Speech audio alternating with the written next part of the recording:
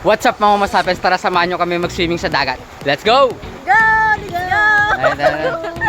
At ito na nga, dahil graduate na si Dina, ito ang simpleng selebrasyon namin, pumunta kami sa dagat. Ang Masbate nga ay kilala rin sa may mga pinakamagagandang beach. Kasama ko nga pala yung mga family at relatives ni Dina. At syempre, yung maganda kong mag-ina. What's up mga masapes? Napakalinaw ng tubig dito. Ayan, yung mag-ina ko. Ayan. Sa sobrang linaw ng tubig, nag-try ako mag-snorkeling.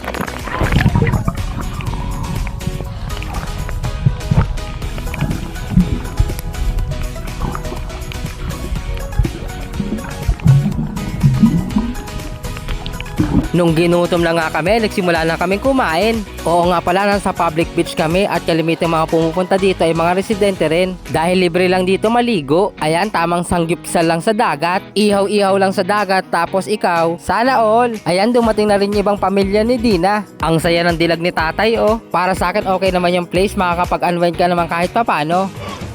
Ito nga pala yung lugar na ito, tinatawag nilang Dako sa Masbate. Malinaw nga pala yung tubig dito.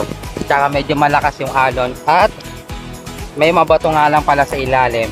Pero napakalinaw ng tubig. Kung mahilig ka nga sa mga water activities, mag-e-enjoy ka talaga dito. Sa sobrang linaw ng tubig ay makikita mo iba't ibang uri ng isda. Hello, Homo sapiens.